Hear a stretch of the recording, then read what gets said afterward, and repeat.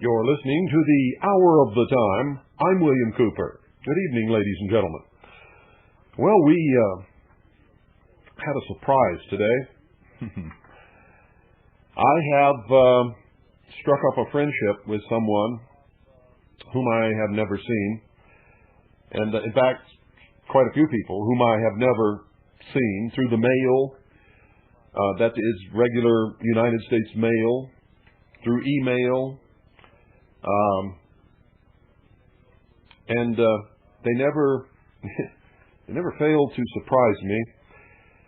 I just received today from one of our most ardent supporters, the man who is responsible for starting the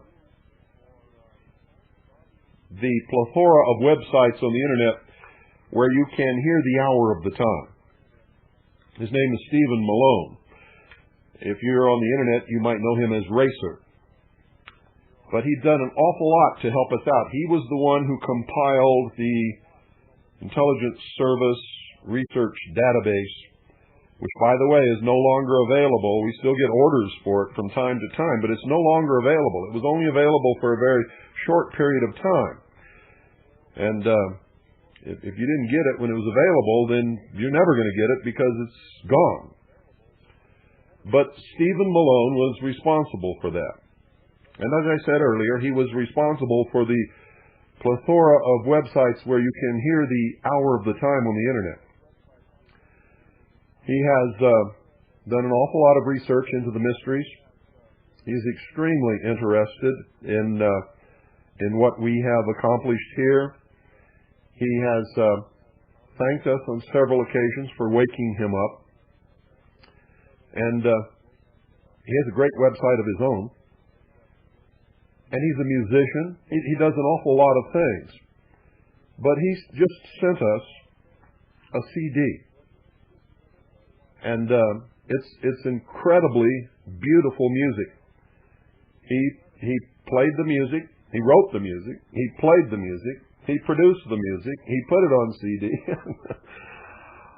And it's beautiful. You're going to hear it tonight because that's what we're going to play on the Hour of the Time tonight is Stephen Malone's CD of Moonlight Winds. And I think you're going to love it. But look here what he has done to help us. And I want the whole world to know the generosity that he has displayed. He sent us an extension of his copyright, along with his CD, Moonlight Winds.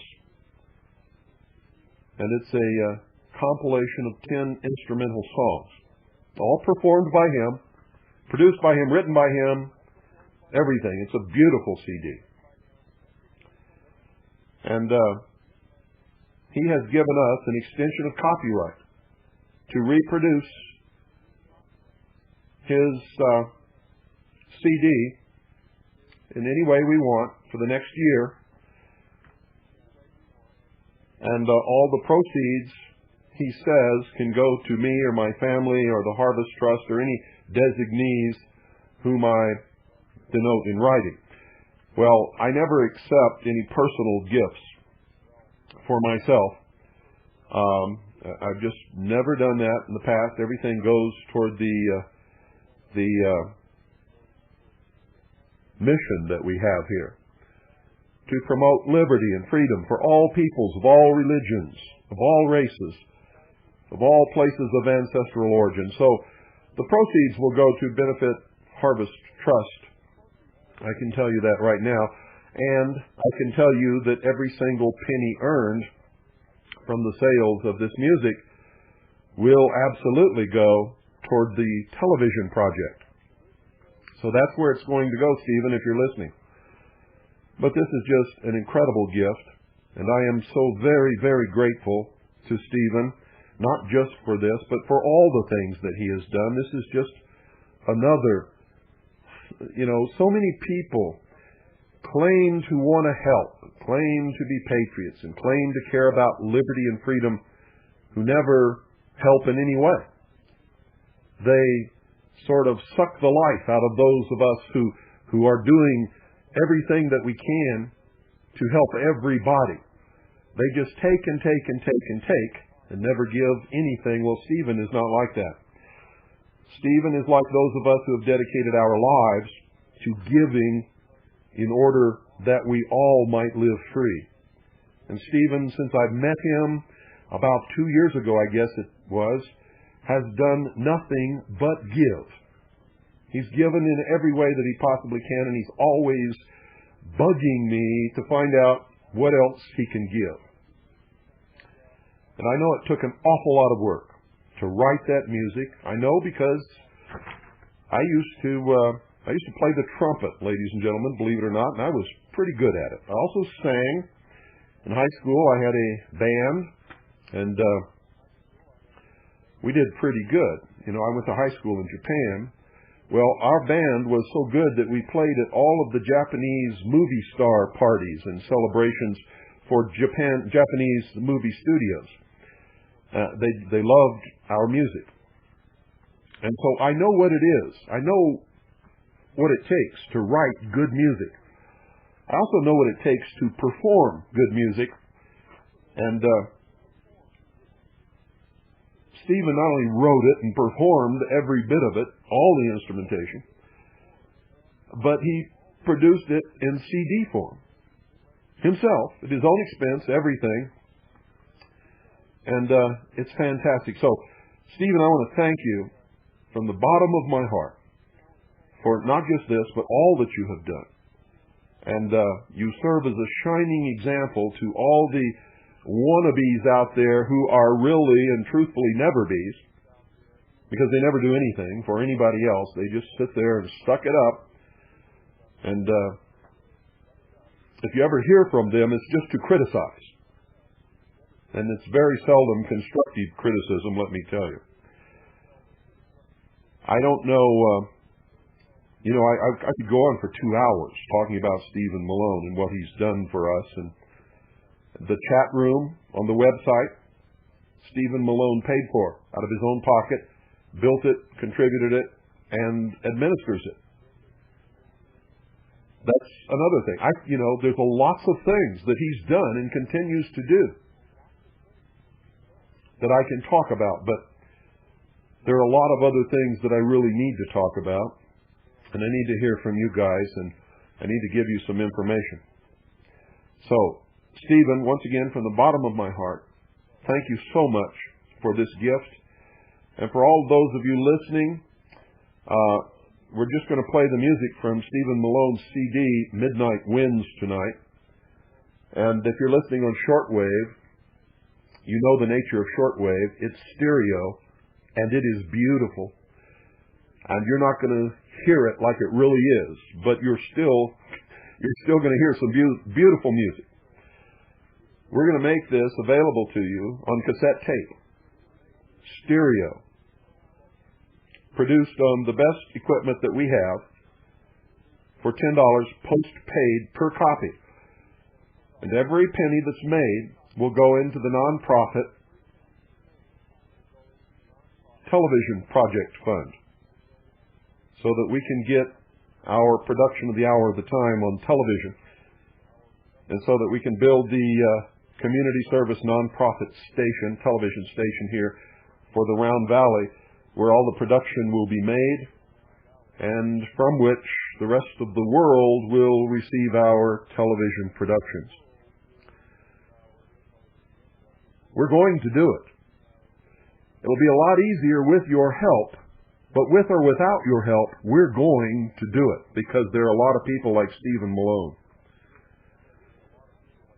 And a lot of people have said that we can't do it, just like they've said we couldn't do everything else. We couldn't have a radio show. I couldn't write a book. If I did, nobody would publish it. If it was published, nobody would buy it. We couldn't publish a book. We couldn't expose what really happened in Oklahoma City on April the 19th, 1995. But we did. We couldn't have a radio station, but we've got one. We couldn't encourage and help equip and educate micro radio broadcasting stations across the nation and around the world, but we did it. We couldn't expose the IRS for the outlaw, tyranny, subversive and treasonous organization that it really is, but we did it. We couldn't have a worldwide radio broadcast that could be heard in all nations everywhere, but we did it, and we're going to complete our television project, and we're going to do that too.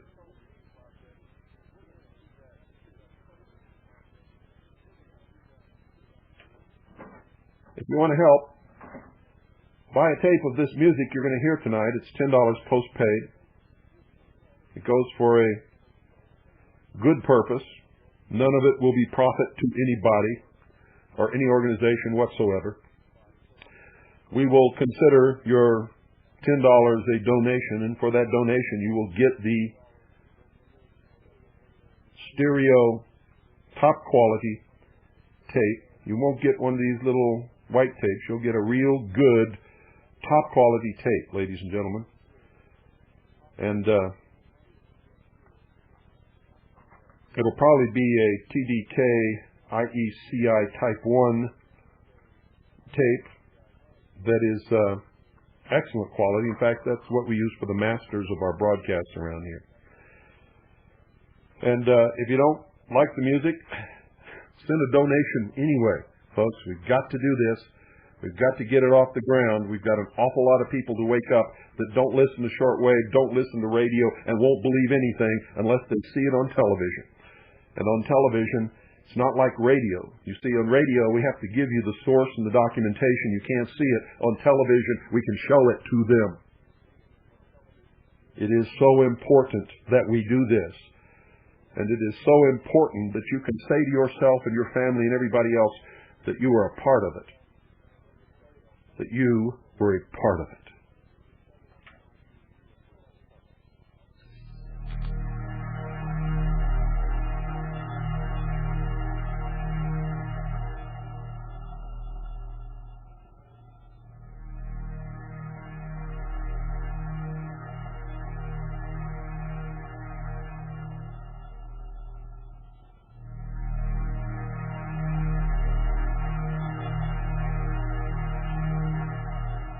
Uncut.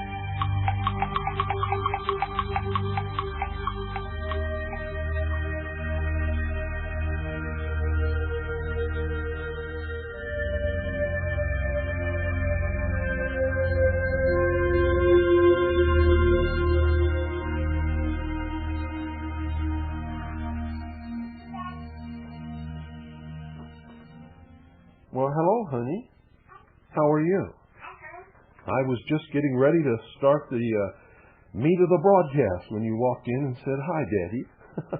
What are you up to? Gonna hug you. Oh, he's going to hug me? Well, come on.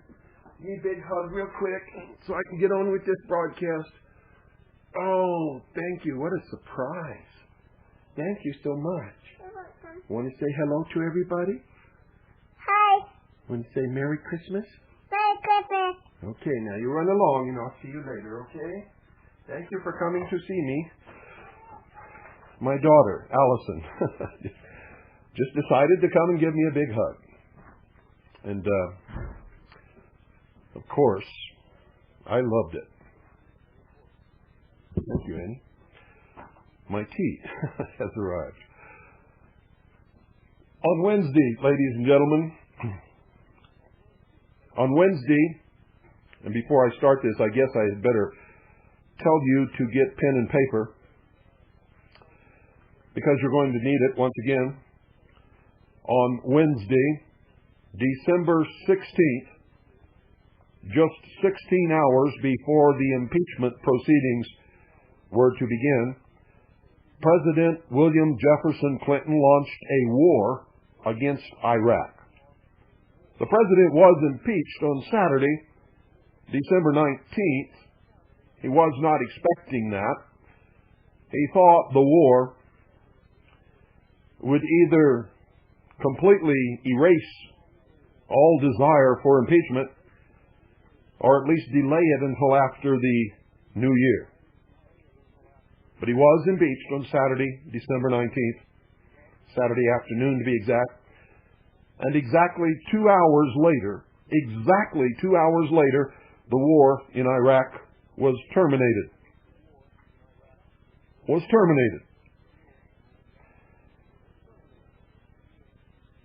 It began with what British Prime Minister Tony Blair called an Anglo-American strike. It was really, ladies and gentlemen, a Zionist British Israelism strike. And the two are exactly the same, synonymous, if you will. British Israelism, Zionism, same thing. Exactly same thing. So this Anglo-American strike was really a Zionist British Israelism strike. The United States and Great Britain launched a massive attack dubbed Operation Desert Fox against the nation of Iraq. It was, in fact, a unilateral violation of the United Nations Charter. Regardless of what you may think about the United Nations or what I may think or not think about it, it was, in fact, a violation, a unilateral violation, blatant violation of the United Nations Charter. The attack was ordered after President Clinton spent the day in an effort to turn the votes of moderate Republican congressmen to his favor. The effort was a failure. And ladies and gentlemen, that's when the tail began wagging the dog. It became obvious, to me at least, that we would attack Iraq Wednesday morning when terrorist warnings were issued to all of our installations overseas. You see, in the past, when we have began to mount an attack somewhere, these warnings always go out. It's a tip-off. A very stupid one. At the time when I was attached to the Office of Naval Intelligence, no such thing would have ever been allowed. It's a clear tip-off.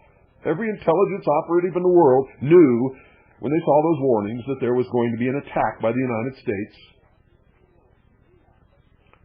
upon some country. Guess which country?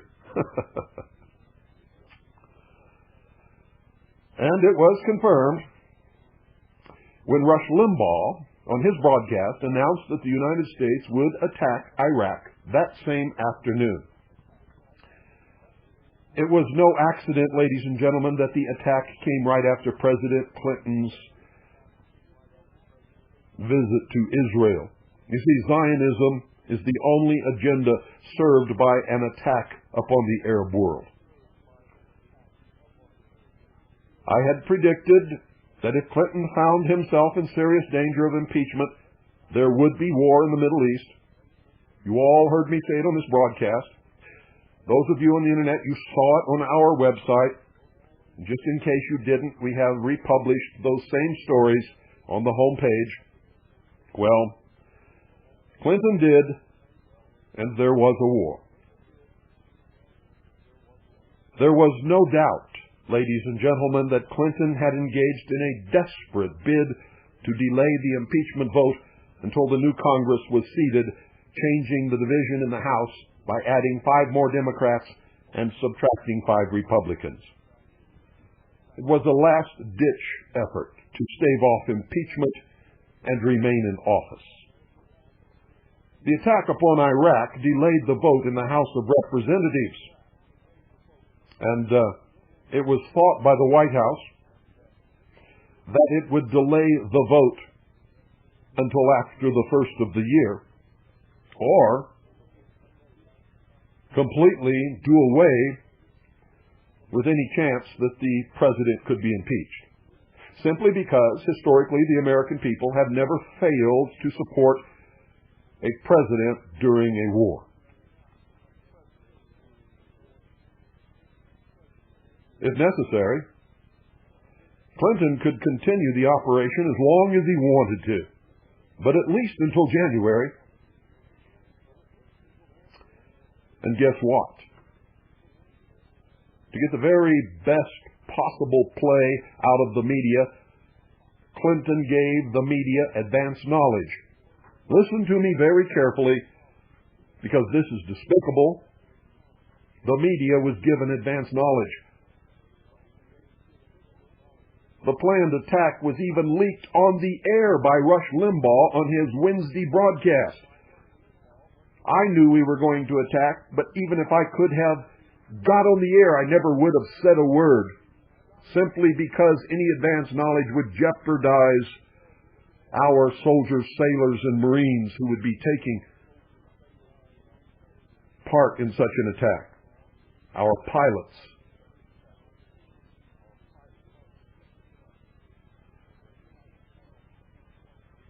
But you see, at that time, I had no idea how far in advance Iraq was warned of the coming attack. He knew it long before. Long before any of us. Saddam Hussein knew it. You see, CNN, NBC, CBS, ABC, and other representatives of the press were notified, ladies and gentlemen, long enough in advance to be perched on the roof of the Ministry of Information building in Baghdad, ready to broadcast before the first attack began. How about that?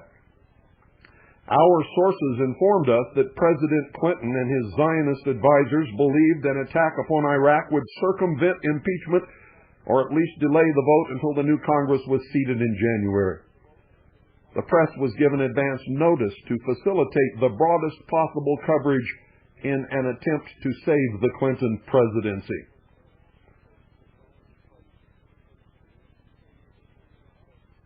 See, Clinton had made a big mistake. All of his troubles came from Zionism. We talked about this just last Thursday night, I believe it was. We talked about it Wednesday night.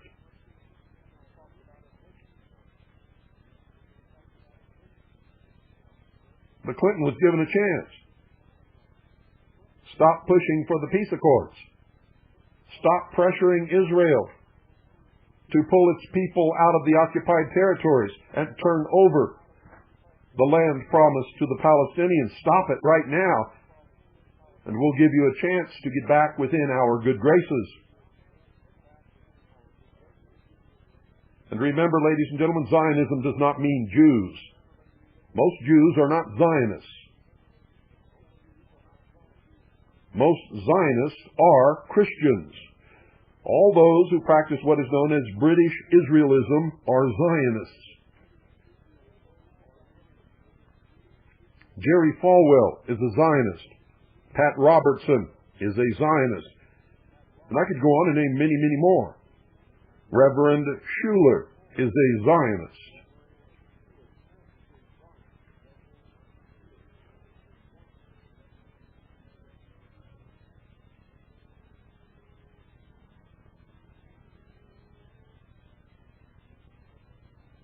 The press was given advance notice, ladies and gentlemen, to facilitate the broadest possible coverage in an attempt to save the Clinton presidency. Great Britain's Tony Blair, United States Defense Secretary Cohen, and the Clinton White House all lied to the world. They lied to the world. I am right now formally on the air saying, right in their faces, they lied to the world. They told us that their war against the third world nation of Iraq was successful because we struck immediately upon the withdrawal of United Nations inspectors. In other words, they said that it was the element of surprise. Surprise. Surprise? How was it then, ladies and gentlemen, that CBS, NBC, ABC, and CNN, all the communist news networks, all had film crews and correspondents stationed on the rooftop of Iraq's Ministry of Information building, accompanied by their Iraqi censors, all in place, showing live television of Baghdad within minutes of the announcement that airstrikes were scheduled? How could there possibly have been a surprise attack? Do they really believe that Arabs are that stupid? How early was the press informed?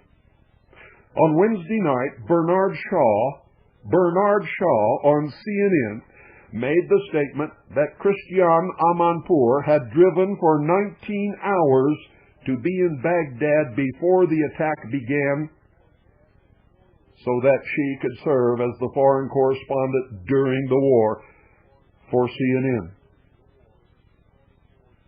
Let me tell you that again. On Wednesday night, December the 16th, Bernard Shaw made the statement that Christiane Amanpour had driven for 19 hours to be in Baghdad before the attack began. The statement went right over the heads of most of the sheeple of the world.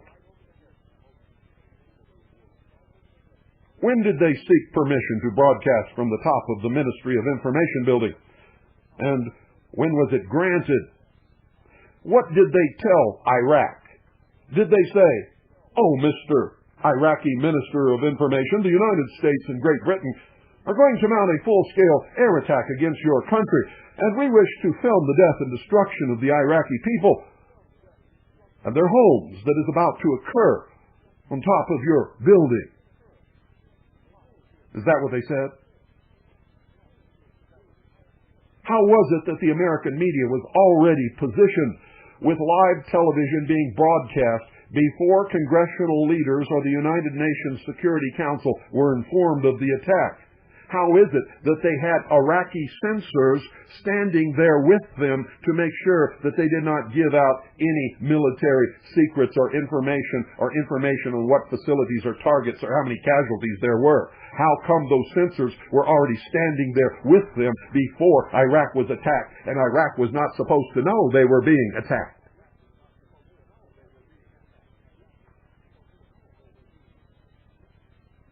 How is it that the American media was already positioned with live television being broadcast before congressional leaders or the United Nations Security Council were informed of the attack? It would appear that the United Nations and the United States Congress were the last to learn of this war, or else they're just another pack of liars. Which is it? Clinton's attempt, as we all know, was a miserable failure. The Republican majority did not buy it, and neither did the American people. Despite all the phony polls and the phony fake polls that they are still attempting to manipulate public opinion with, the majority of the American people made their wishes and desires known.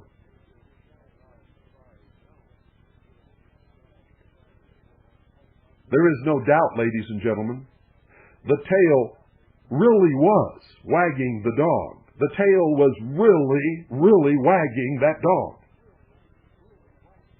Clinton is not only one of the greatest liars in history, but is one of the most opportunistic, racist murderers. And I'll say that again. Clinton is not only one of the greatest liars in history, but is one of the most opportunistic, racist murderers.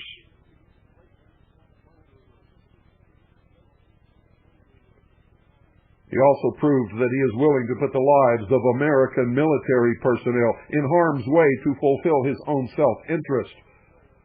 Now, if all these transgressions are not grounds for impeachment, ladies and gentlemen, please tell me what is. The president's ploy to delay the vote failed. Republican leadership in the House of Representatives began impeachment proceedings against President Clinton on Friday, December 18th, rejecting arguments that debates on impeachment might injure the morale of our armed forces in Operation Desert Fox, and certainly over the wailing and gnashing of teeth of all of his Marxist socialist proponents and backers.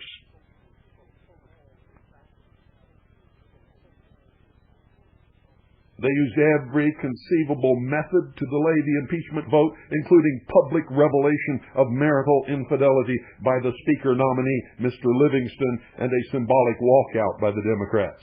What a joke. The attack on Representative Bob Livingston backfired. The Democrats' walkout resembled nothing more than a bunch of whining children. And it was the stupidest thing I ever saw. Because they walked out and then they ran back in real quick in order to get their vote in. As in everything they do, it was symbol over substance, and the symbol meant absolutely nothing at all.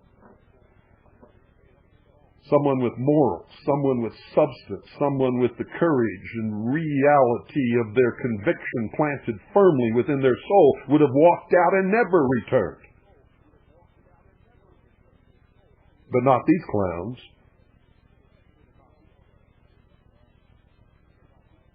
Damage to the anti-impeachment cause was affected by Republican moderates. As one by one, they voiced their intent to vote for impeachment. But the death blow, ladies and gentlemen, was rendered Saturday the 19th when Speaker of the House nominee, Representative Bob Livingston, took the moral high ground, withdrawing his nomination for Speaker of the House and announcing his resignation from Congress within 6 months. Livingston called upon President Clinton to follow his exemplary example. And no one could stand up and say, "Let him who is without sin throw the first stone." Bob Livingston had a right to throw the stone, and he set an example by his resignation and called upon Clinton to resign, and I call upon for him to resign also. Resign, you scum-sucking liar. You are disgracing the office of the presidency and the United States of America every second you remain in the White House. Every second you remain in the White House. You are not worthy of the position. You are not worthy. You are not worthy to shine shoes in an alley. You have no morals, no ethics. And the count of those who have died around you is so far out of sight that it is inconceivable that you have not been charged with many murders, not just one or two. And your latest killing binge in Iraq is despicable. There was nothing patriotic about it. You were not saving the United States, our freedom, or the Constitution. You are murdering innocent Iraqis with your claim that it was Saddam Hussein who is the cause of all the trouble. You did not target him. You did not make any attempt to bring him out of power. It was just another lie. directed at those too stupid or too ignorant to understand the truth of what was really going on.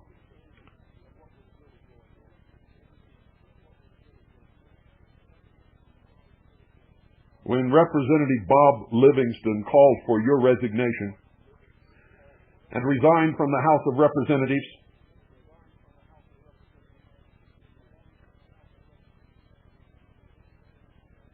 he turned the tables on the Democrats, on the Marxist socialists, and at the same instant became a great American hero. Representative Bob Livingston is a great American hero. He did what was best for the country, not what was best for himself. And he set an example.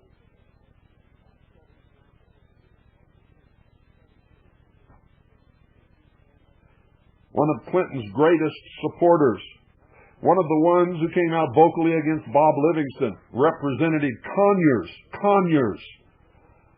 Did you know that at this moment, ladies and gentlemen, in Representative Conyers' office in Congress, there is a pregnant young intern running around? Did you know that? Nobody's asking John Conyers anything about that pregnancy, but they should.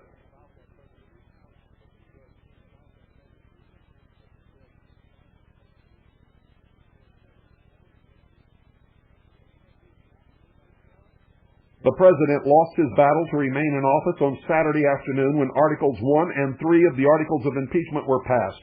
Articles 2 and 4 were defeated.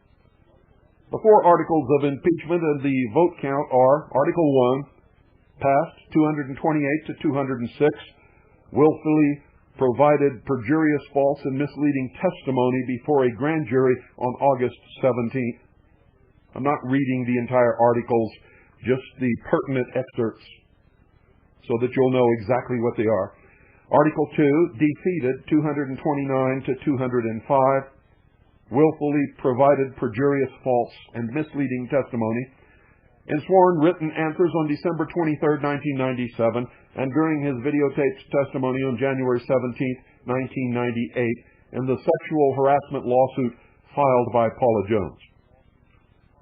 Article 3, passed 221 to 212, prevented, obstructed, and impeded the administration of justice, and has, to that end, engaged personally and through his subordinates and agents in a course of conduct or scheme designed to delay, impede, cover up, and conceal the existence of evidence and testimony related to the Jones case.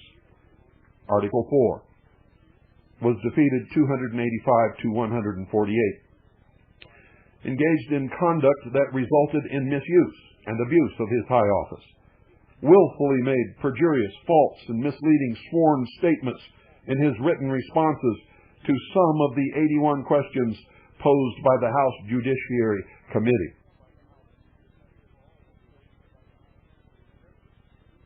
Saturday afternoon, during the last vote, ladies and gentlemen, Defense Secretary Cohen and the chairman of the Joint Chiefs of Staff held a press conference. Both of these men, listen to me carefully, both of these men stated that the goals of the plan against Iraq had not been met and that the attacks would continue. Both of them said the goals of the plan against Iraq had not yet been met and that the attacks would continue. But listen to this, less than 2 hours after Clinton was informed of his impeachment, he went on television and announced that he had terminated Operation Desert Fox. Let me say this again. Less than 2 hours after Clinton was informed of his impeachment, he announced that he had terminated Operation Desert Fox. And the president, contrary to his Secretary of Defense and Chairman of the Joint Chiefs of Staff, said that the goals of the operation had been met. And indeed they had. They had failed miserably, as a matter of fact, and there was no need to further continue the war. The whole goal of the war was to stop the impeachment proceedings against William Jefferson Clinton, or at least delay them until after the first of the year. The attack began the afternoon before impeachment proceedings were to begin and ended less than 2 hours after President Clinton was impeached by the House. That tail wagged that poor old stupid dog near half to death. Will the dog survive? Well, President Clinton has been impeached. The attack upon Iraq is over. The American sheeple, however, have absolutely no idea what has happened. In fact, it is doubtful that they know much of anything, except tomorrow morning they have to get up and go to work, and maybe they know that we sure kicked some Iraqi ass, and a lot of people died. Yes, sir. We are the super-duper Americans. Yes, we are. Maybe super-duper. But we sure are stupid. Ignorant, and for the most part, extremely apathetic. The fate of the 42nd President of the United States of America rests in the hands of the Senate. And it doesn't matter what they do, ladies and gentlemen. No matter what happens, Clinton is finished. He is history. I have the feeling that the United States of America is finished, that it too is history. That it too is history.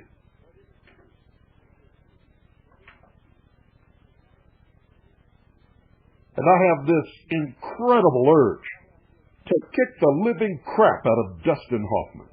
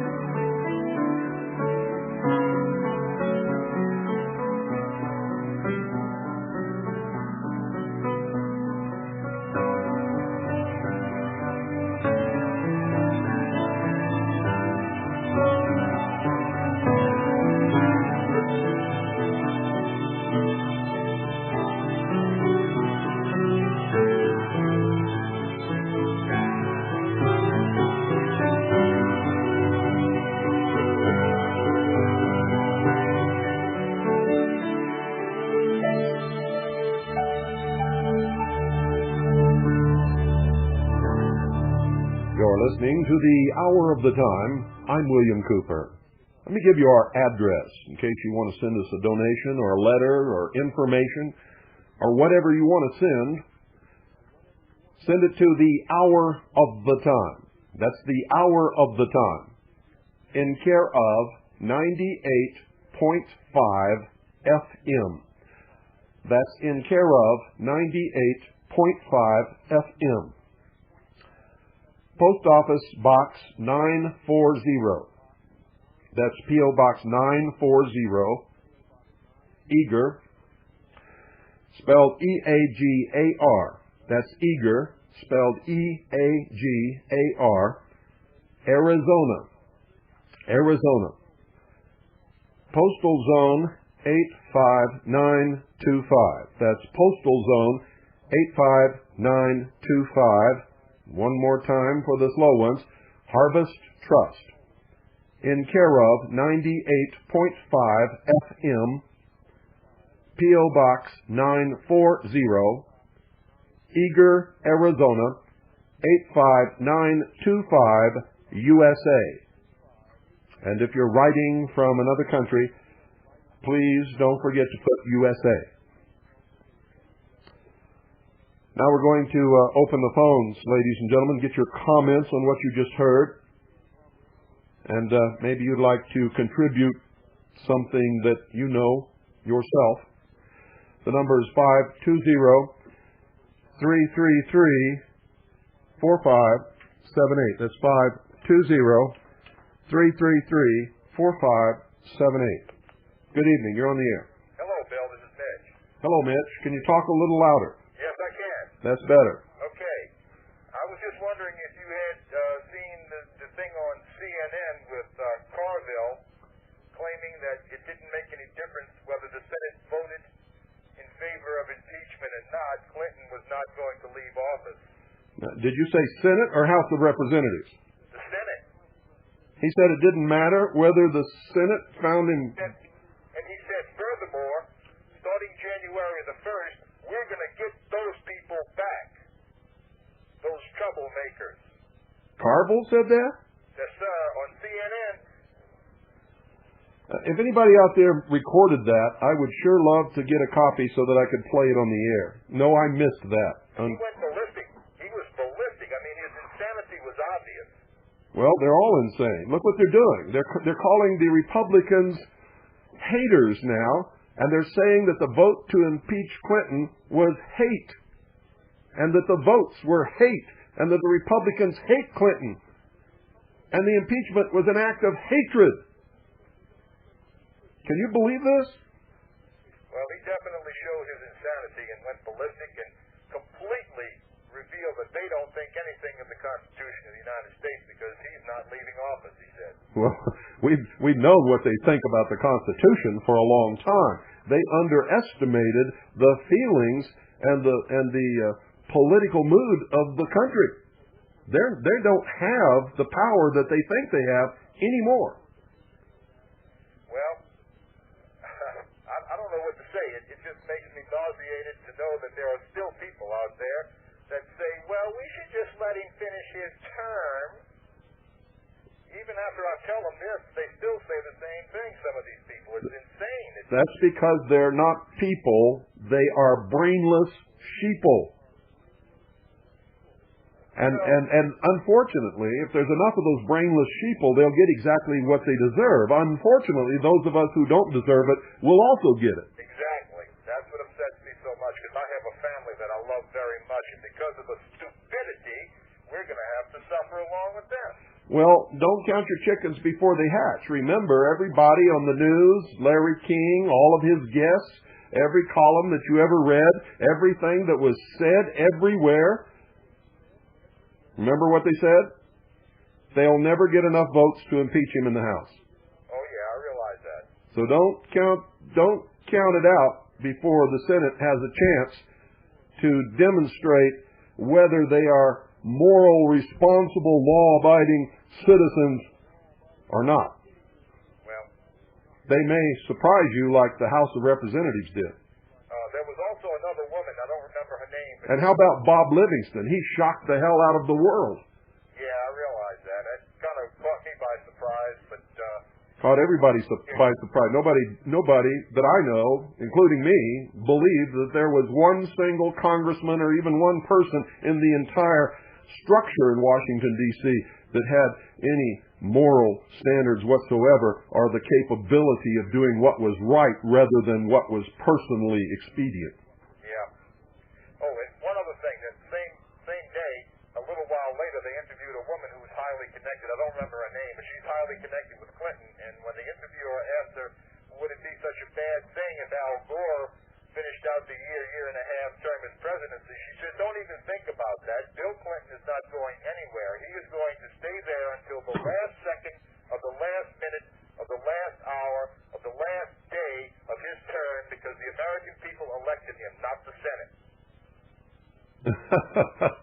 The American people did not elect him.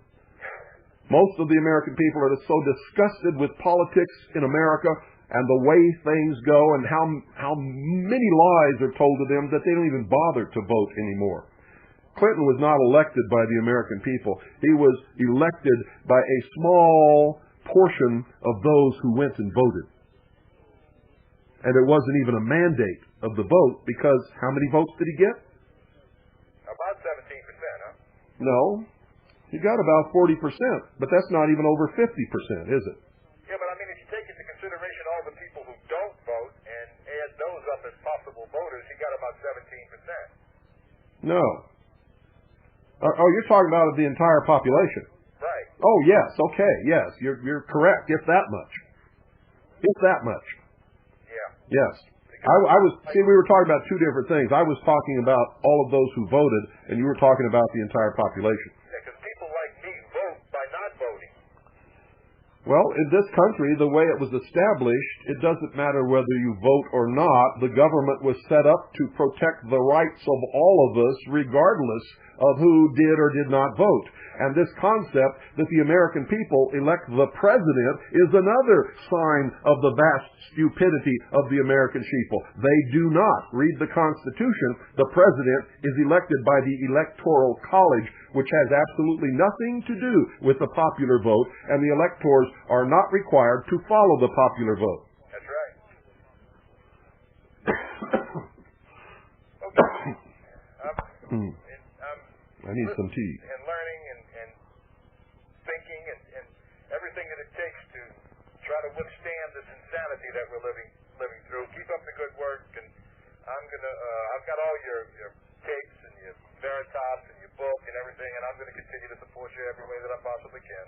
Oh, I'm glad you mentioned Veritas. Issue number 20 is on the way to the printers right now. Great. Okay, bud. Good luck, good night, God bless you, and have a Merry Christmas. Same to you. Thank you for calling. Okay. 520-333-4578 is the number. Good evening. You're on the air. Hello, Bill. This is Dave calling from Sockchoppy, Florida. How do you hear me? Good. Okay. My brother and I, we get a Christmas card from a poor Air Force guy. He was up for command at Tyndall Air Force Base. He was charged with corrupting the morals of a minor. He gave a beer to two teenagers, 18 or 19 years old. And as soldiers do...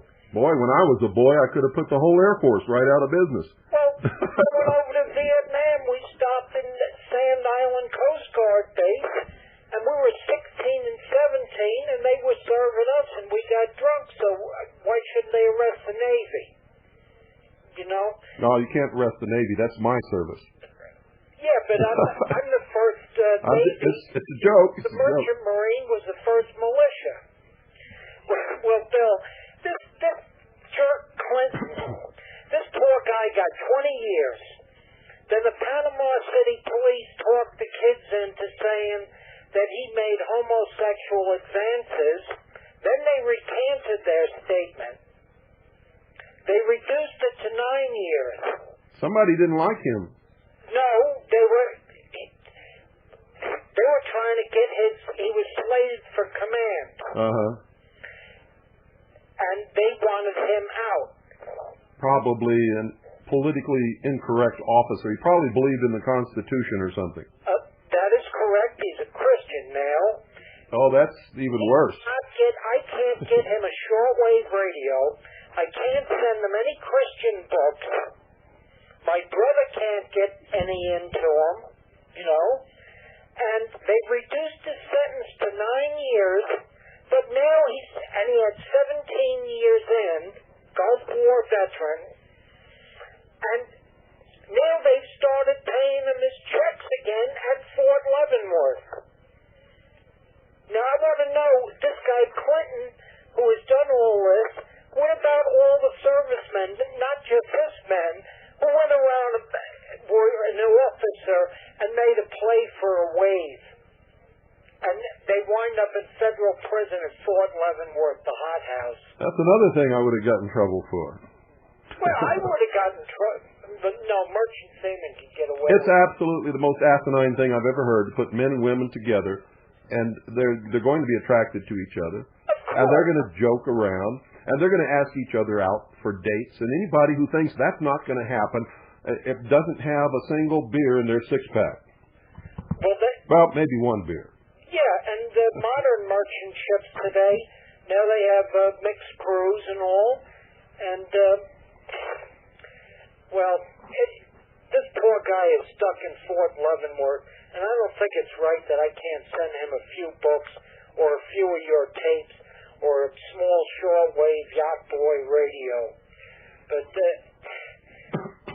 so Clinton gets away with it, and all these servicemen are in federal prison right now while he runs free.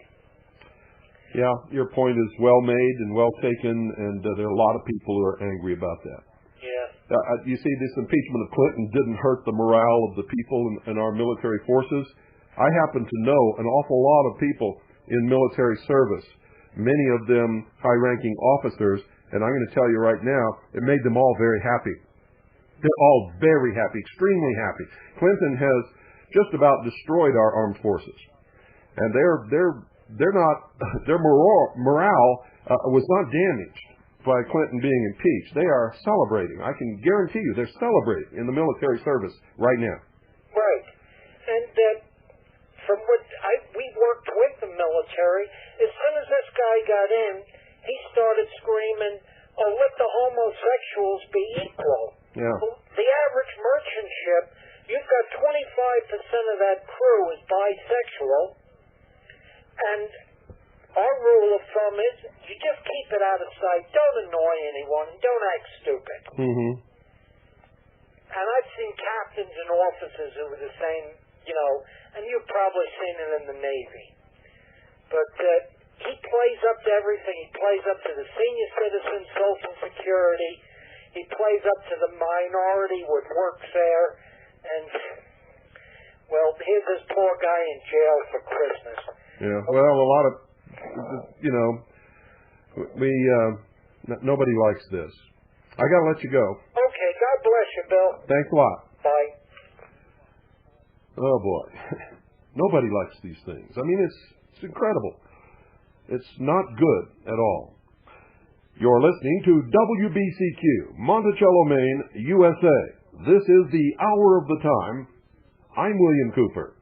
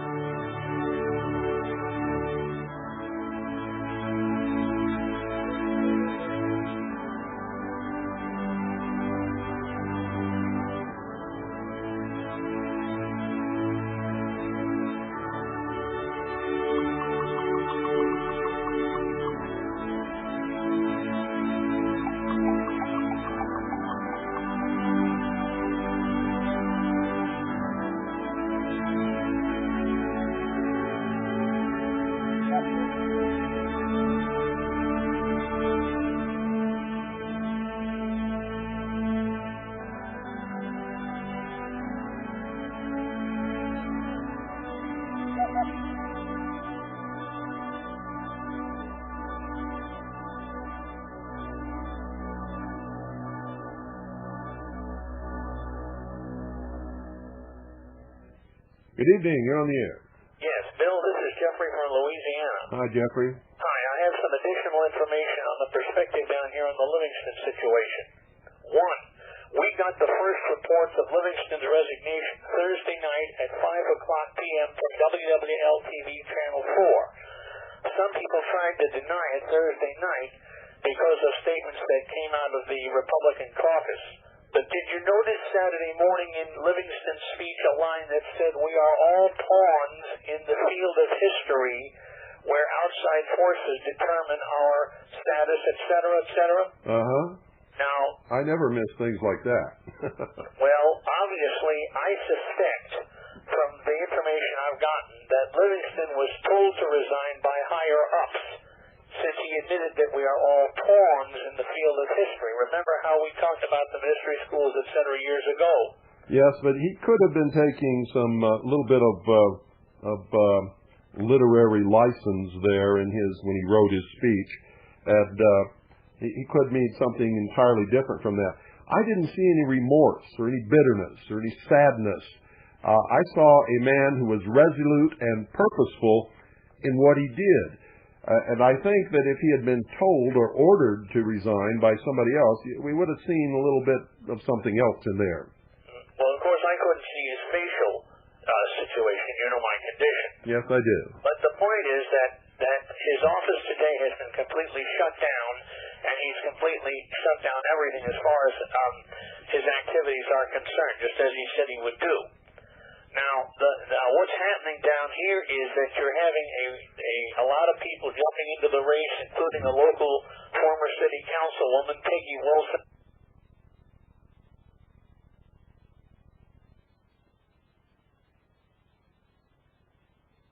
A guy out of Kenner, whom I don't know, or a state representative who was also running in the race. And David Duke, right? David Duke is going to run for Yes, he was one of the first ones to announce. Well, that's all we need is a racist in there. Yeah, I know what you mean, but here's the other part of the story. According to the conservative index from the New American Magazine, Bob Livingston had at best a 48% pro-American rating, and 52% of the time voted for more government and more projects. In fact, most of the people down here are mourning the fact that they will not be getting government grants for UNO's U.S. Navy Research Center and other dependent agencies such as Avondale Marineways, because the money won't be flowing from Washington down to Jefferson Parish and New Orleans anymore, thanks to Livingston's loss. Well, it might. Depends on who gets elected to take his place. But let's not let his past voting record take away from the fact that he did the right thing, and he set the moral high ground in this issue. I see what you mean. Now, the question is, will the Senate follow it? Because both the President and the Senate are now on trial.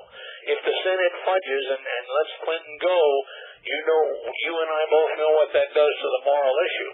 Oh, yes. Also know what it's going to do across this country. There's going to be a hue and cry like you've never heard before. All these polls they're putting out, those are the biggest lies I've ever seen in my life. Yeah, everybody. It's a clash between the moral relativists who define the underlying problem narrowly and those of us who look at the problem in a much wider sense and have a much more wider definition of the terms. No, it's against. I'll tell you what it's against, what it's between, Jeffrey. At least this is my opinion from watching this very carefully for a long, long time. This is against the dictates of Karl Marx and the dictates of the law. That's right. That's correct. Both Karl Marx economic and social Karl Marxism. Yes, absolutely. And Karl Marx said that there is no such thing as a lie if it furthers the cause of socialism.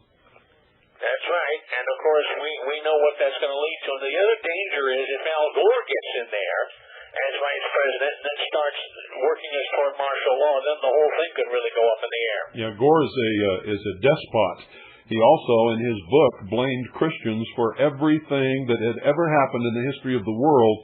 And he made a statement in his book that is chilling, that if we eliminated all Christians from this earth, it would be a really great place to live. Oh, brother.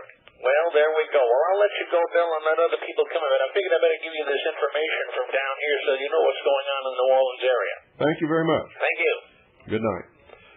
520-333-4578. What do you think about all this? There's a lot to think about. Good evening. You're on the air.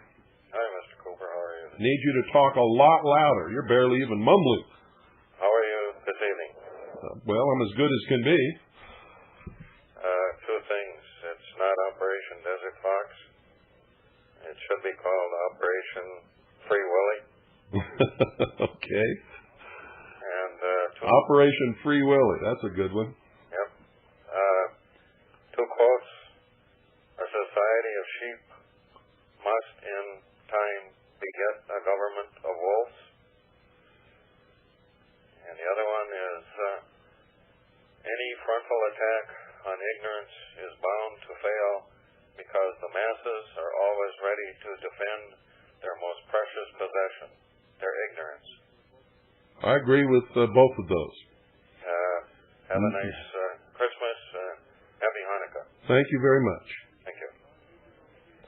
520-333-4578. Yes, a nation of sheep will in time beget a government of wolves. And nobody knows better than I what happens when you make a frontal assault upon ignorance. Good evening. You're on the air. Oh, ladies and gentlemen, there's a Clinton supporter. He's pulled down his pants and we can see his face clearly. I love it. I love it. Let's hear from some more Clinton supporters. Let's hear from some more of those who don't have a leg to stand on. That's, well, you all saw his face, ladies and gentlemen, as he bent over and pulled down his pants. 520-333-4578. We welcome calls from anybody. Wow. What an incredible night. Let me see. Let's go back here and do this right now and get ready for a break that's coming up in a couple of minutes. Good evening. You're on the air. Hi, Mr. Cooper. Hello. This is Helen Mitchell. I live in Treadwell, New York. This morning on our radio, they said that the Clinton lawyers were going to come out and say that the vote in the Congress was unconstitutional due to the 20th Amendment. And I was wondering if you had anything to say about that.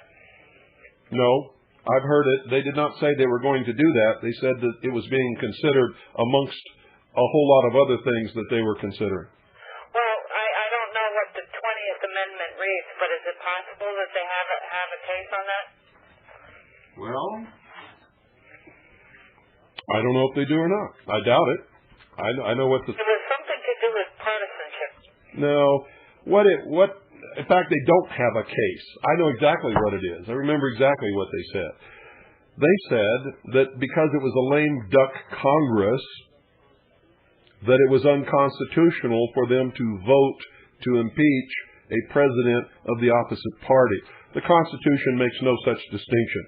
The Constitution says that if a president commits treason, bribery, high crimes, or misdemeanors, that the House of Representatives can impeach him and send that impeachment of charges to the Senate, who will try him. Doesn't say anything about lame duck congressmen or who has how many people sitting in Congress to vote or what party the president belongs to. In fact, when the Founding Fathers wrote the Constitution, there was no such thing as parties and there were no such thing as politicians. So it's just another... Well, this whole situation is very scary to me, and I would like to know, like you to know, how much we appreciate your voice and your opinions and your awareness of what is going on. But, there really is something I would like to do to wake up the American people, because I own a general store in a little town in upstate New York, which everybody considers New York, the city. We're very rural here, and people are not interested in this. They have their head in the sand. And I called Boulder's office, had our congressman for the 23rd district, and I didn't get any really, let's call so-and-so, so-and-so. What can we do about it? How can we fight this? That this man is evil. And he's very evil. He's more evil than... It's not just this man. It's the whole philosophy of the people in Washington, D.C. today in both parties, regardless of what the Republicans have done. They're just as much at fault, in my estimation, as the Democrats are. And they have allowed a philosophy of socialism Marxism, and you want to talk about extremism, it's not us who believe in the law and the Constitution as the supreme law of the land and the founding principles and ideals who are the extremists. It is those who are subverting those principles and ideals and this nation from within who are extremists. Can you believe a government that calls those of us who believe in the Constitution radical, right-wing, extremist constitutionalists when the Constitution is the supreme law of the land and says that we're out to destroy government? Well, I'm regarded as a kook. I mean, I'm regarded as, I had a doll that I bought at the Salvation Army, and it was a Clinton doll, and I put it in the window when it first came out that he was a liar, and people regard me as a kook. He is a liar. That doll hanging in my window was the truth, but I was regarded as a kook. How did you? I would like to know what to do about it, Mr. Cooper. We read Veritas. I would like to know what I can do to turn things around a little bit. I'm not fearful for myself. I'm going to be 60 years old. I'm fearful for my kids and my grandchildren. Good for you. And I would like to know what to do. I call Bullard's office. I call the White House. I call, but nobody, I'm never polled. I mean, 70% in favor of Clinton since the impeachment? You know what they do? You know how many people they poll? 1,200 people out of a nation of 260 million. And they say that poll is accurate. You can rig that poll just by calling all 1,200 people in a certain neighborhood. Oh, it's very disturbing. I'm very upset. Well, I'm very upset, too. Yeah, well, hey, keep talking, and I'm listening, and if you come up with some ideas for what I can do... I already know what to do. I've already made my opinion on that matter well known to everybody, but it doesn't appear that anybody understands sorry, it. There's so many of them here, and they're out there, but they're not listening, and they have such confidence. They think, oh, no, it can't happen. It'll never happen. But I'm sorry, it's happening fast. Yes. And I'm scared to death for my kids, not for me. Well, Joe and I have had a good life. We had the 50s, the 40s, the 60s, Yeah. But it's for my kids I'm worried about, and I'm just looking to, wake somebody up. But I don't know how to do it. I wish I did. Well, I can tell you that I've tried my very best, and I have awakened an awful lot of people, but there are so many who don't even want to hear about it. And if they hear about it, they're not really listening. Mr. Cooper, they don't care. I'm proud that you're an American, and keep on trucking. Thank you very much. And thank you. Merry Christmas. Good night. Merry Christmas to you. Happy holidays and all that stuff. Yes, thank you. You're welcome. Bye. Okay, here we go.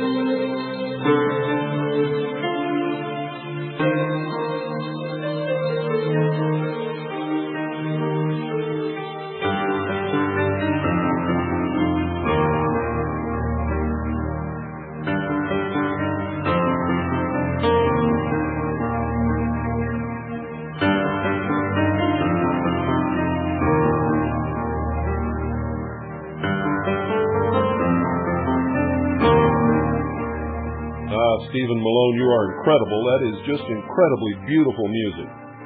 And I'm going to be listening to that a lot, especially when I need to relax and let all this terrible stuff roll off of my shoulders. Once again, I thank you, Stephen, for doing that. Good evening. You're on the air. Yes, this is Monty from Idaho. Hi, Monty. Can you talk a lot louder, please? It is really beautiful music. I am a piano player, and I really like his style. About President Clinton, I believe that Lincoln put us under the War Powers Act, which was probably unconstitutional, but I think he had to do it because half the states left their seats in Congress, and Congress could not convene. And I think we have been under the War Powers Act ever since, and I think that's probably the reason that Lincoln was assassinated, because 5 days after the war ended, he was going to take the country out of the War Powers Act, and all of a sudden he is assassinated.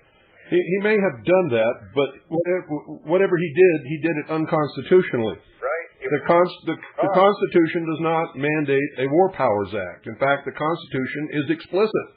It says the government has no power whatsoever during time of emergency, in addition to the powers that it has been granted, other than to suspend the writ of habeas corpus for the duration of the emergency. Period. Right.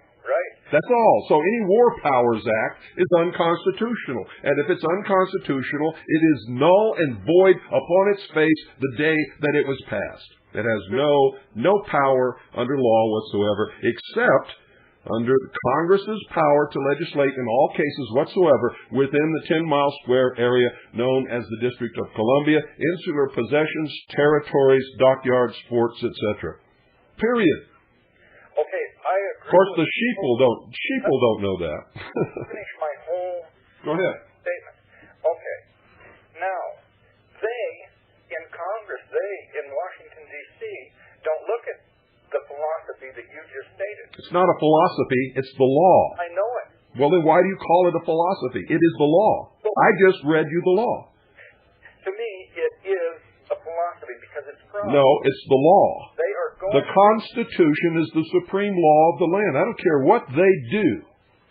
If it's against the law, it's wrong. It's subversion. It's treason. Can you not interrupt me until I finish here? If you'll say something is right, I will. Go ahead. Let me bring it together. Go ahead. Interrupt me. Okay. If we're not under the War Powers Act, and it does exist, we can't say it don't exist because it's unconstitutional. It does exist. It's on the books. It's written into law. I don't care if it's fraud or unconstitutional. It does exist, and they use it. All right. It could be that President Clinton, either if we're not under the War Powers Act, enacted the War Powers Act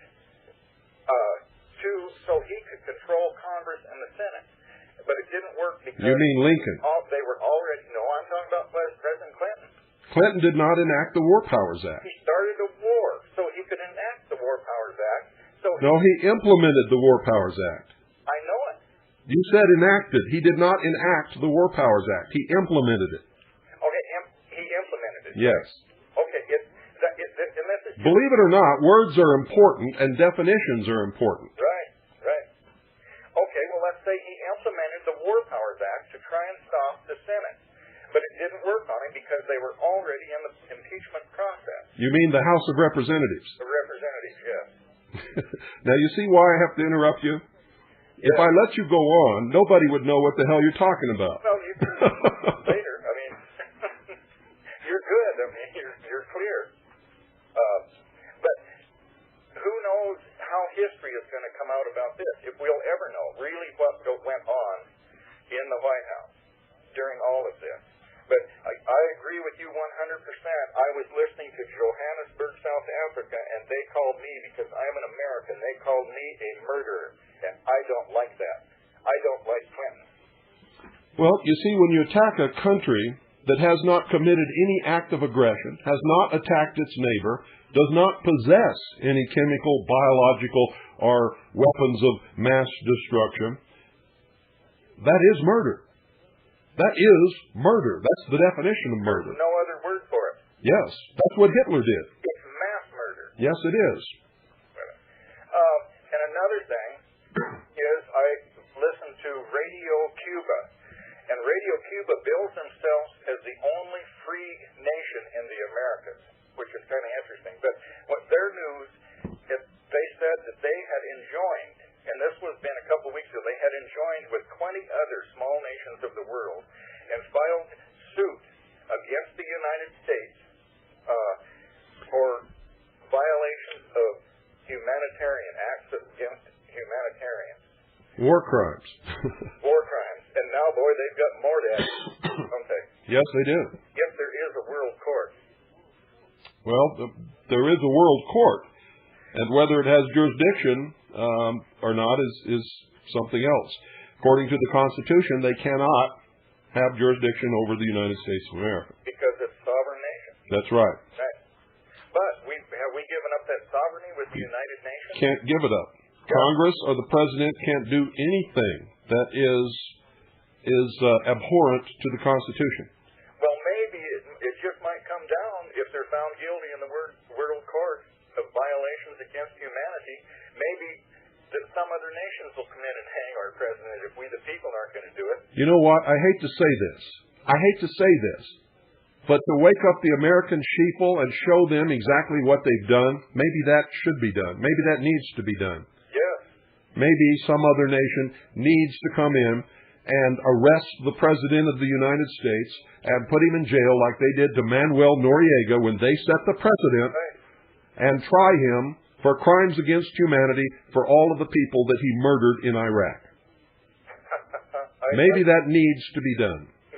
And the United States of America set the precedent. If a court somewhere would issue such an order, they have just as much right to arrest and try our president as we had to arrest and try Manuel Noriega. I hope it happens. For the sake of the world, I hope it happens. It would wake up a lot of people. It would make them understand what they have set in motion and how dangerous it is. Yeah. Well, I'll give somebody else some time here. Okay, thanks for your call. 520-333-4578. Folks, I'm a loyal American, law-abiding citizen. I believe in the supreme law of the land, the sovereignty of the United States. Such an action would pain me to the quick. But we set the precedent, and maybe we need to learn a lesson. Good evening, you're on the air. Yes, hello? Hello. Hi, this is Howard Levin, and I just want to say I think you're an idiot and an asshole. Well, okay? Hey, Howard. This is Howard Levin. Howard, instead of attacking my character, why don't you use some brains, if you have any, and talk about the facts? What is it that you object to, Howard? I object to your whole stupid program, and I want Howard. to take them up the air. Howard, do you realize what you sound like to the entire world? You cannot address the facts. My name is Howard, and I don't care. You're an idiot and an asshole. Howard, address the facts, Howard. Let's see if you have any brains at all. You're a communist. What is it that you can debate here? You are a communist. You wouldn't know a communist if a communist was sitting on your head. You're a communist, and I don't want to talk to you. Get off the air. Come on, tell us, debate. Get off the air. Talk about some facts. Talk about some facts, Howard. See, ladies and gentlemen, see what I'm telling you? These people cannot address the facts. They cannot talk about facts. They don't know any facts. It's just like the Republicans in Congress who voted to impeach the president because he broke the law, he committed felonies. They said that they were doing it because they hate the president. They never argue the facts. They still talk about they impeached the president because he had an affair with a woman that wasn't his wife. It's not true. And for your information, Howard, it is you and President Clinton who are the communists. Clinton and his wife Hillary have for their whole life supported Marxist organizations, some of them terrorist organizations that they have contributed large sums of money to, who then took that money and went out and killed people.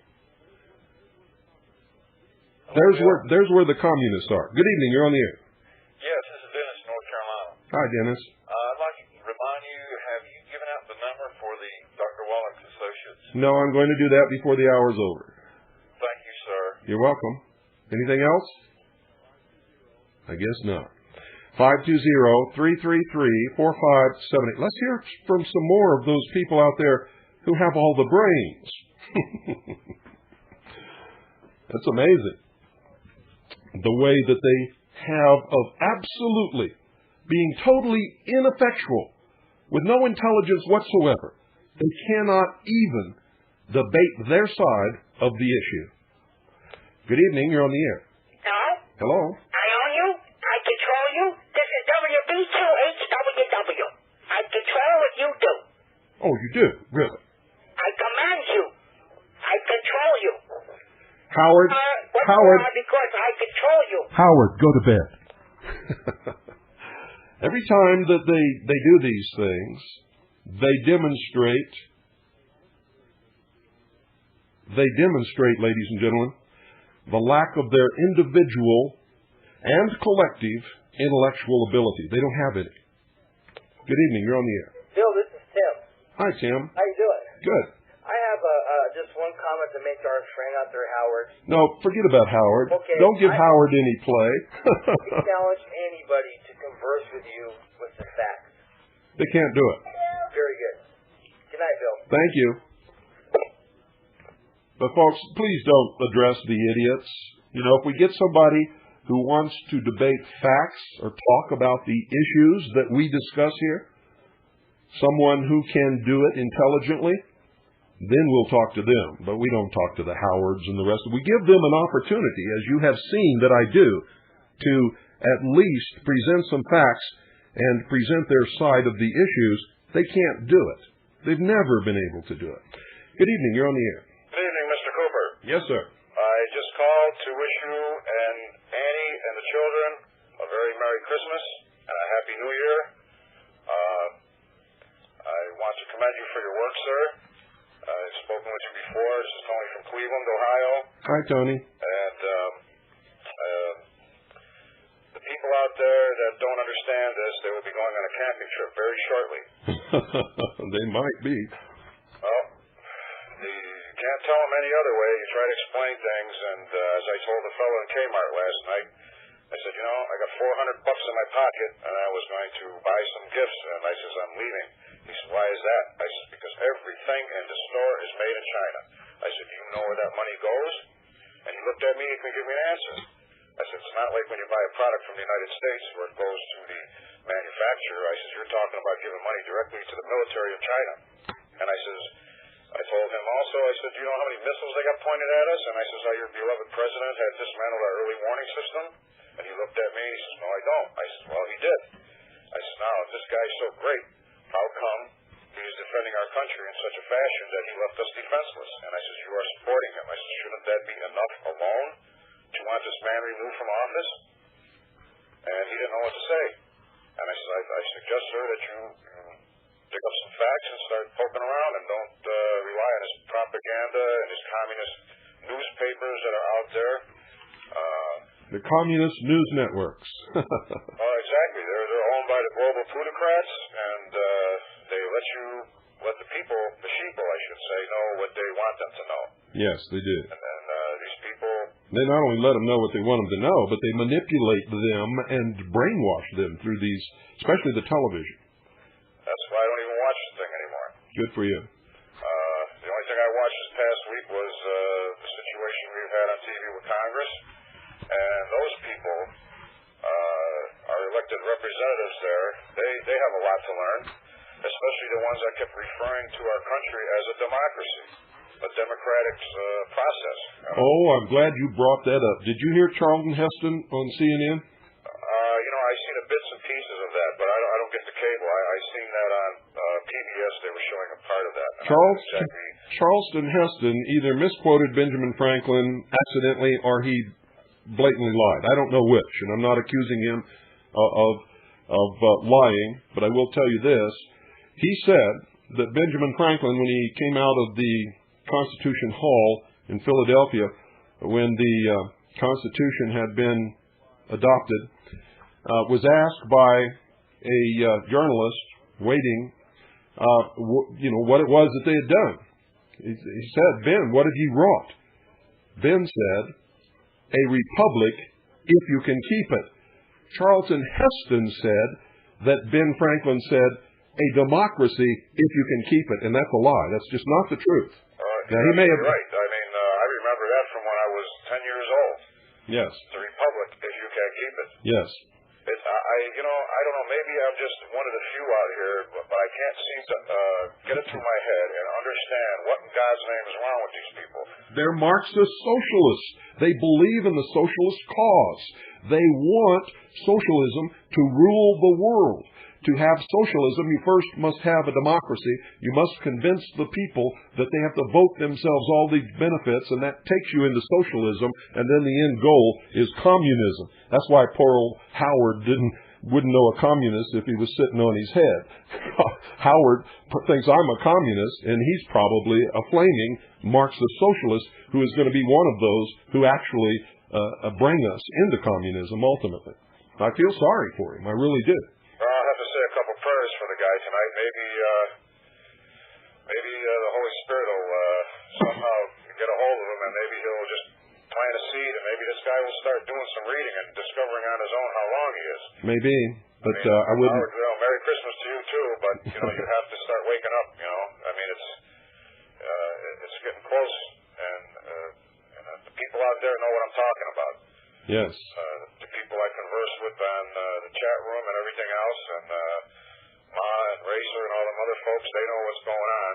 And it's amazing how, when I'm on there sometimes at night, how these people call in and they'll ask questions. And after they start saying a couple words here and there, and paragraphs and so on and so forth, you start getting the idea of where they're coming from. And you can pinpoint them. You can nail them right to the barn door that they're not a true American, and then the truth starts coming out.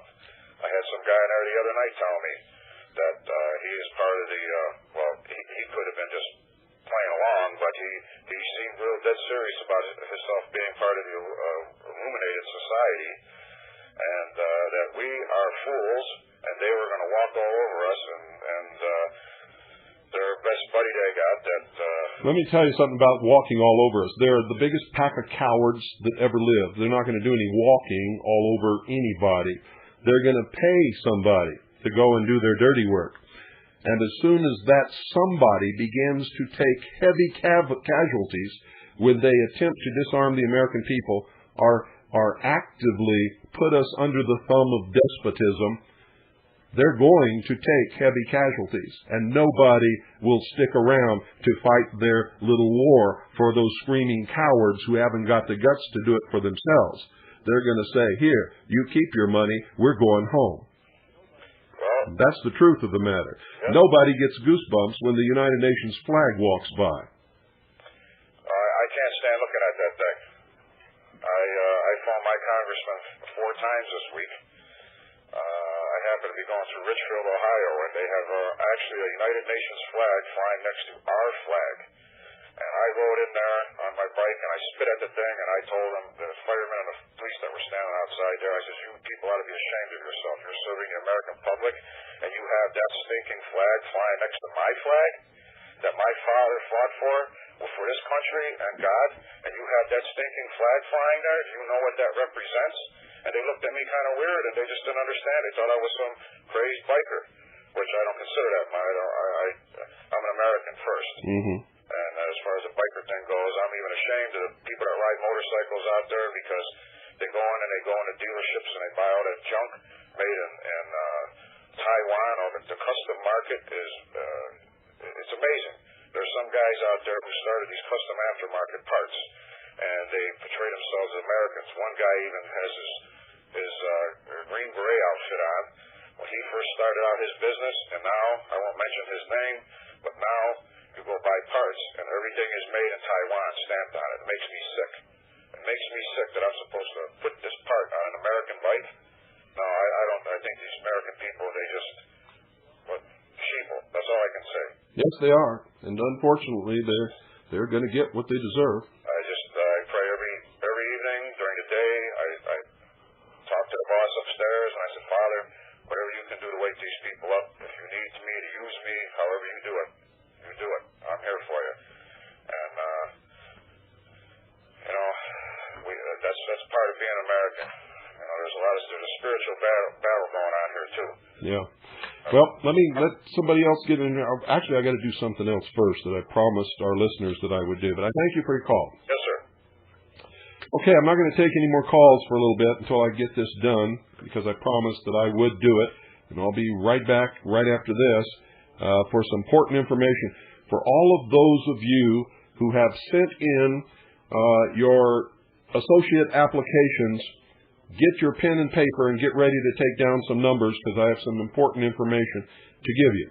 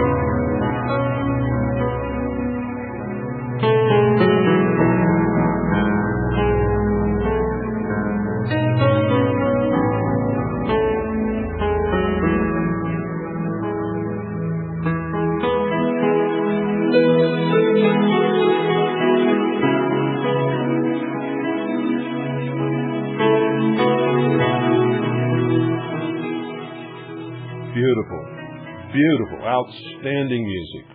Outstanding. Stephen, you are just one incredibly talented and worthwhile human being. Okay, for all of those of you who have already sent in, especially those of you who sent them in first, your associate applications for American longevity, let me give you some information here. A lot of the applications have been sent in, a lot of them.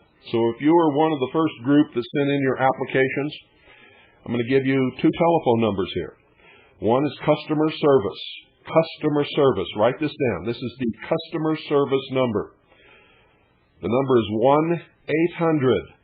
1-800-982-3189. That's 1-800-982-3189. One more time. Customer service number is 1-800-982-3189. You need to call that number tomorrow. Tell them your name that you submitted your application under, and Harvest Trust is your upline. Harvest Trust is your upline. You need that information. You have to tell them Harvest Trust is your upline. And then ask them for your American Longevity Identification Number. Ask them for your American Longevity Identification Number. Once you have that number, If you want to place orders by credit card, you can call the order number. Write this down. This is the order number. 1-800-982-3197. This is the order number. 1-800-982-3197. One more time. This is the order number. Write it down.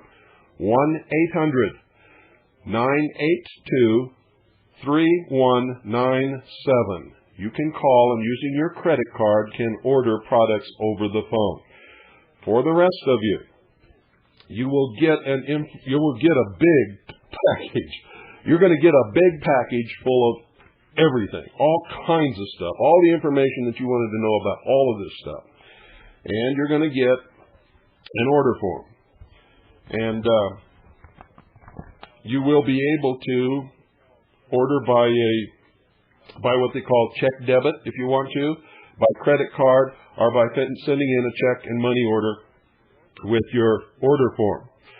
For those of you who need to take these products on a regular basis, and that's everybody, I can tell you that right now, you can, and there's a form in there to do it, you can put in an automatic order where they will debit either your checking account or your credit card every month and send you whatever you designate to be sent to you every month. I highly recommend that you do that, because then you will automatically get the health care products that you need, the nutritional products, so that you can stay healthy. Now, let me give you some clues, because you haven't got it yet. Some of you want to start taking these products right away because your health is in bad condition and you need them. So listen to me very carefully. Listen to me very carefully. I'm going to tell you what you need to take. And I'm going to start with the bare essential minimum right now. Okay? If you don't have much money at all, but you need something to help your health. Now remember, folks, as an associate or a preferred customer, you can order at the wholesale price. What you must order is the Virgin Earth Minerals. Virgin Earth Minerals. Everybody needs to take that. Remember, the whole thing is about minerals. You need the Virgin Earth plant-derived minerals. Okay? They're $18. $18. You get a big bottle. If you take it according to directions, it should last you 1 month. If you really need to double the dosage, it'll last you half a month. It's $18. Okay? Virgin Earth plant-derived minerals. Now, ladies and gentlemen, this has an unbelievable effect upon you when you begin to take it. You'll feel your energy coming back. Some of your aches and pains may go away. And for those of you who need vitamins also, you want the Virgin Earth plant-derived minerals, and you also want to get the Virgin Earth Ultimate. Virgin Earth Ultimate. And take those two. Now, the Virgin Earth Ultimate has up to 77 organic plant-derived, totally dissolved bioelectric trace minerals and elements, free amino acid complex, grapeseed extract, coenzyme Q10, dimethylglycine, selenium, copper, chromium, manganese, boron, potassium, iron, and calcium. And it also has a complete regimen of all of the vitamins so that you won't have to take all of those bottles of vitamin pills anymore. For instance, it has 200% of the daily recommended allowance of vitamin A, 50% vitamin D, 1,333% vitamin C, 60% of calcium, 24% iron, 667% of vitamin E, 2,000% of vitamin B1, 38% of vitamin K, Vitamin B2, 1,764%. I could go on right down the line. Everything that you need is here. Now, you can't just take this by yourself. You need to take it by itself. You need to take it with the Virgin Earth plant-derived minerals. So you take the Virgin Earth plant-derived minerals and the Virgin Earth Ultimate Liquid. And if you don't want to stop there, I think that's $38. If you don't want to stop there, especially if you have any kind of a heart condition or you have arthritis, these additional products have helped an awful lot of people. And hopefully it's going to do the same for you. You need the Ultimate Cal. Ultimate Cal. Write it down. Ultimate Cal. That's your calcium, magnesium, potassium, zinc, and boron concentrated. You also need the Ultimate EFA, which are the Ultimate Essential Fatty Acids. The essential fatty acids. You cannot be in good health without those. And you need the Ultimate Glucogel. So, if you get all of these, listen to me very carefully. If you get the Virgin Earth plant-derived minerals, the Virgin Earth Ultimate Liquids, the Ultimate Cal, that's spelled C-A-L, the Ultimate EFA for essential fatty acids, and the Ultimate Glucogel, you have the pig arthritis formula. That is the pig arthritis formula. And I'm telling you right now, it has made a new person out of me.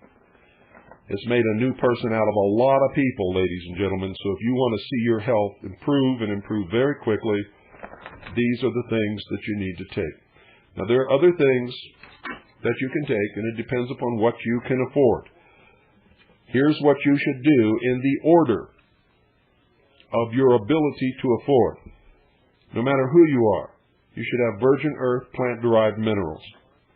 If you can afford another $38 a month, you need to take the Virgin Earth Ultimate Liquids.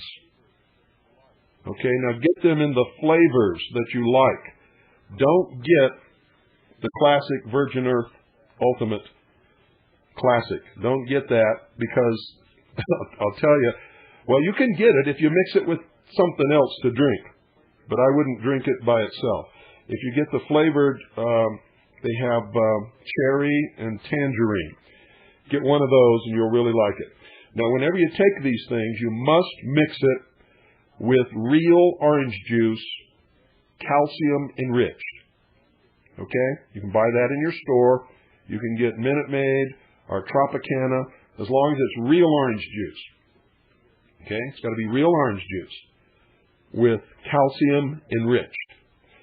And you take 1 capful of Virgin Earth plant-derived minerals and 1 capful of Virgin Earth Ultimate Liquids mixed in with your calcium-enriched real orange juice, and at the same time, you take the recommended number of capsules for your Ultimate Cal, your Ultimate EFA, and your Ultimate Glucogel, and you're going to see a rapid improvement in your health. Okay? So, I've given you the number to call to find out your American Longevity Identification Number, and I've given you the number to call to place your order so that you can get your products as quickly as possible and start getting your health back together, ladies and gentlemen. And you know, it's up to you what you do with this, and it's up to you how long you continue to take it. If you have some real serious problems, it could take up to 6 months to begin to show positive results. With me, it took 2 weeks. And I consider that some of my problems were pretty serious, but somebody else may not think so because they might have problems a lot worse than mine. But boy, I'm bouncing around here with energy and without pain that I haven't felt this good in a lot of years. It really is a wonderful thing. And I'm so happy that I've been able to share it with all of you. So, You've got the information now?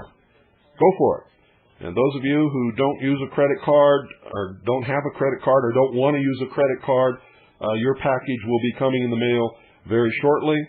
And all you have to do is write a check or get a money order and, send your order in. And when you get it, don't pay any attention to anything on the price sheet except for the wholesale price. The wholesale price. And whenever you can, order the larger quantity, and of course, it doesn't cost as much. Okay, folks? And since I've promised a lot of people I would do that, I have now done it. And you can get rolling on getting your health back together. For those of you who have not yet written in for your information pack, call 1-888-403-2405 or 1-888-701-0502. That's 1-888-403-2405 or 1-888-701-0502. One more time for the slow people. 1-888-403-2405 or 1-888-701-0502. And everybody out there tonight, please say a prayer for our poor misguided friend Howard. And maybe we can help him out a little bit. And for anybody else who may be out there stewing in their own juice, so to speak. We want to try to help them if we can. We've got time for maybe 2 more calls if you'd like to call in. Good evening, you're on the air. I'm a first caller, and let's tune in tonight. And really appreciate your stand on the Constitution. And bear with me a moment. I'm not as well versed as you on the Constitution, but I'm learning, and that's what the people of America needs to be doing, is learning about the Constitution of the United States. That's right, and I commend you for it. I was disappointed that one of the callers tonight didn't have a copy of the Constitution, wanted me to tell her, whether what they said was right or not. And a school book just accidentally fell into my hands with the Constitution in it. Of course, it won't be up to date, but it's got all the basics in it. And it's got that oath the president takes, where he says he will faithfully execute the office as president of the United States and will, to the best of his ability, preserve, protect, and defend the Constitution of the United States. And, he swears to that. Yes, he does. And, Mr. Clinton now, we know he dodges the Constitution on every turn and gets his lawyers, and even to this day, and I was highly disappointed. Jimmy Carter, I said some good things about him at times, at certain times, but Jimmy Carter and Mr. Gerald Ford endorsing Mr. Clinton and his disobedience to the Constitution. That's all it is, wanting to dodge the constitutional way that they're going by, the impeachment, going through the House in the correct constitutional way. The only way is to go through the Senate. And I'm highly disappointed in those older gentlemen there, Jimmy Carter, Gerald Ford, should know better. So that shows they're very ignorant of the Constitution, really, and reality too. And I'm just like you. I'll call you brother because I preach a little too, side. And if this country stands together, it's going to have to stand under that original Constitution that our forefathers drawed up there. Those were dedicated, sensible, and even Christian men drawed that up, carefully drawed it up, to preserve this nation. And if this nation is to be preserved, then we must go back to that Constitution. So keep up the good work, brother, and stay in there strong. Thank you very much. Thank you. Appreciate your call. 520-333-4578. I think we have time for one more call. And then we will very graciously call it a night. Good evening. You're on the air. Now listen carefully, ladies and gentlemen. Those are the proponents of the immorality in government and in the White House, dropping their pants, showing you their true face and their absolute total lack of brain power. I love it every time they do that. They prove us so right in everything that we say and do. They don't even know what they're doing to their own cause when they do such a thing. Good night, folks. God bless each and every single one of you. Oh, and Kurt Lochner, get a job.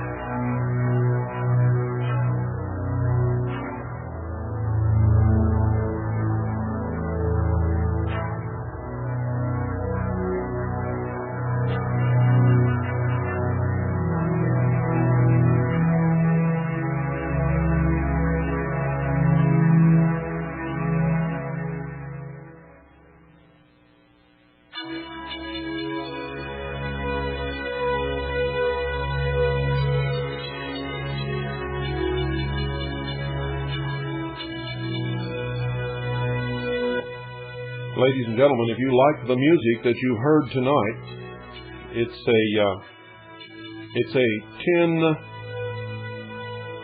what would you call it? 10-piece tape. 10 instrumental songs on the tape. The studio quality stereo, for a $10 donation, will send you one of these tapes, and you can have this beautiful music in your home.